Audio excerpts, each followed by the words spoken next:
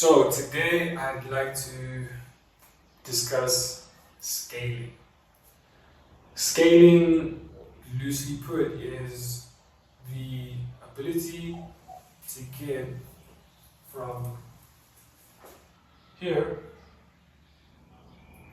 all the way to here and everything in between.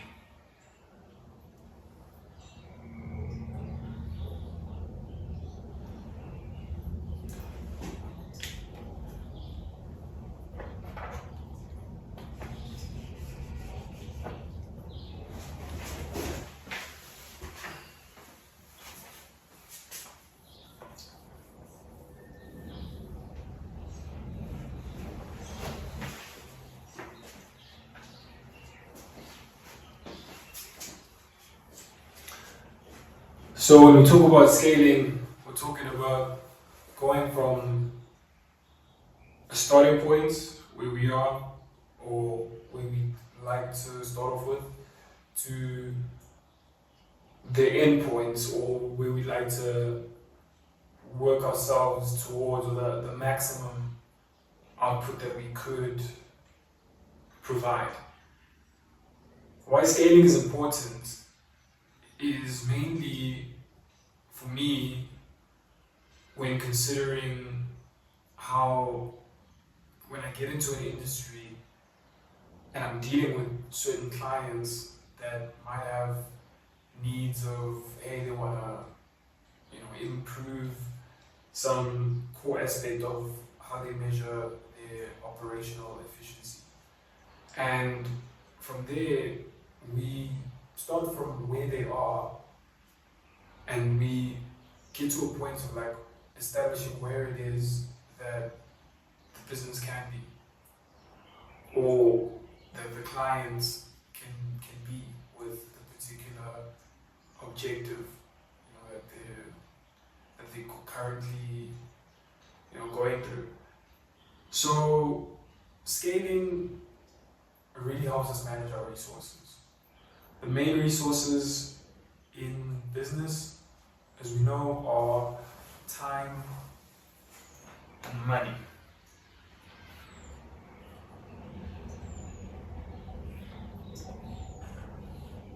I'd like to go so far as to introduce a third concept, which I think is very clear at, what can I say, like the core aspect of human interaction, which is attention. So as me being the service provider, I have a certain amount of attention that I'm working with. So that attention is influenced by the amount of time that I have to offer to specific clients and the amount of money I'm standing to receive from said clients.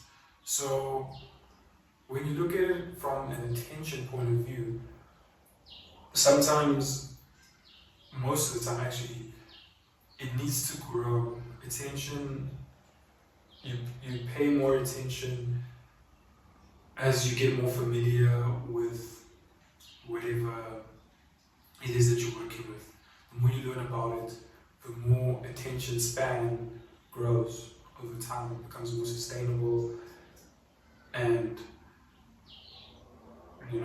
so sometimes you could have one of those moments where the specific topic, theme that you're dealing with has a natural affinity towards you, so you have a lot of attention towards it. Naturally, you guys just connect. You click with that particular thing in that business. So with that being said, attention is something that you could definitely start off with being at the end of the spectrum, or it's something that you can start off with being at the beginning of the spectrum. What we need to bear in mind is that it's possible to, if you have a small attention span towards something, and at the same time you've established that it's something worth building, something worth cultivating, then it is possible to go up the scale. And likewise, it is possible to make the inverse movement of shifting downsizing. Sometimes you may actually be paying too much attention to something, and you realize that for one reason or another, it's in the best interest to maybe scale down the attention towards that. So it is possible to shift up and down the scale of attention. So that is, and ultimately what scaling is about. So when you consider attention as being the core concept, then we can then introduce concepts like time and money, which is represented as clients, or which leads us to clients. And clients work the same way attention works. It all goes back to attention, because clients need attention and they're willing to give their attention. So depending on what it is that the product or service is offering them, they're willing to give attention in order to receive direct attention from the customer, the service provider. So the customer is willing to give attention to the service provider, provided that the service provider may be giving them attention directly, or the service provider might be indirectly giving them attention. So giving them something that is going to give them more attention from more people. So how would we get an idea of what that looks like? It's simple. Consider the direct attention as paying for somebody like me to give you actually input in how to improve the operational efficiency. So paying me attention to give you direct attention, maybe more over than what you're paying me, as I'd like to see what I'm offering as being very valuable. So giving a little for getting a lot more. At the same time, ultimately it should be a one-to-one. I think it should always balance out. So realistically, it is a one-to-one. So that is a direct form of attention. An indirect form of attention would be maybe me selling a fragrance to a shop that would then sell that fragrance to a consumer. And from there, the end user, the consumer, would be receiving the most attention from whoever is picking up on that's sent from them.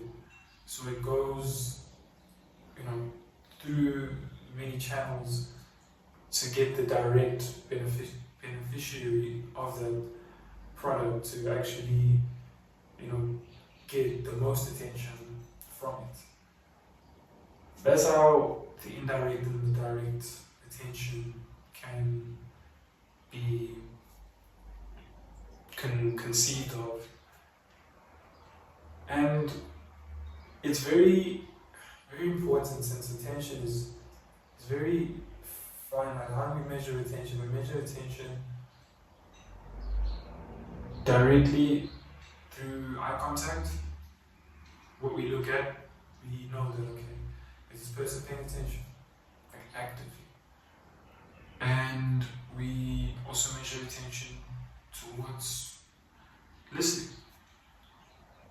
So listening is less active, but still very much a big part of attention. Second to eye contact. Of course, maybe we could say in no apparent order, because now I'd like to introduce speaking. Speaking about something is also very much a form of attention. Having the ability to speak about something really signifies that it's something that you are expressing. That expressing something in that way of actually speaking about it sort of shows that it really matters. It's something that you care about, because you only really speak about what you care about. So using those senses of sight, hearing, speaking,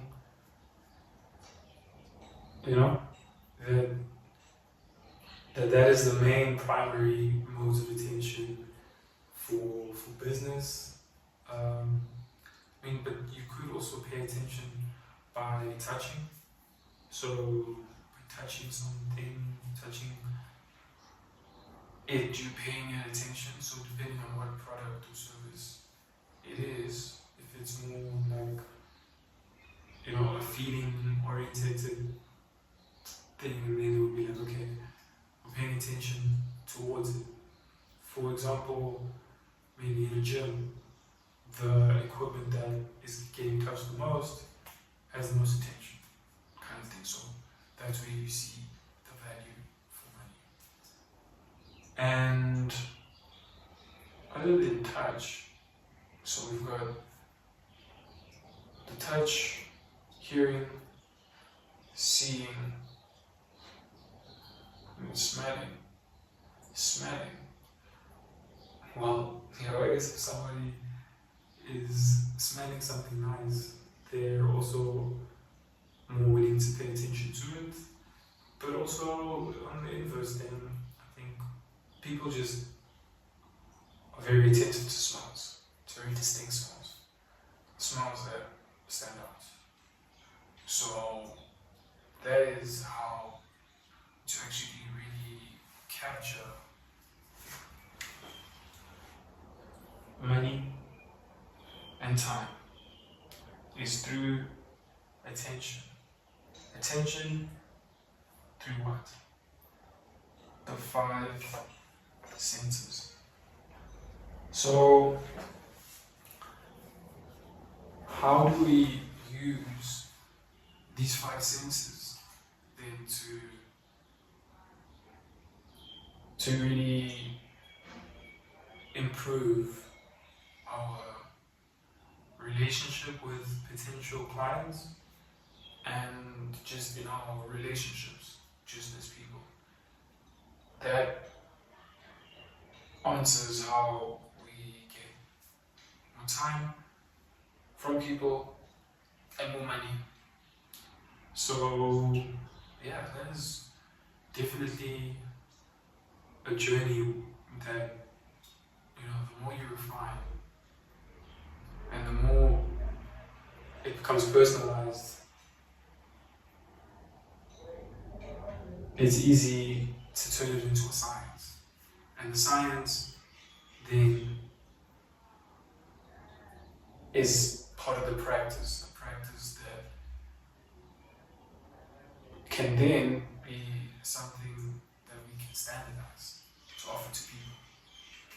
We'll still have it customized for different clients, of course, but the core principle of it is these four or three concepts, 3.3, and then there's 3.1, 2.2. But you know, each one has its own. Okay, well, there's actually four, because the four: scaling, attention, money, time, and clients, which is 5. So those are my top 5 factors I'm considering right now. And just to embellish on them a lot more is to clarify and to make crisper my signaling for giving and receiving.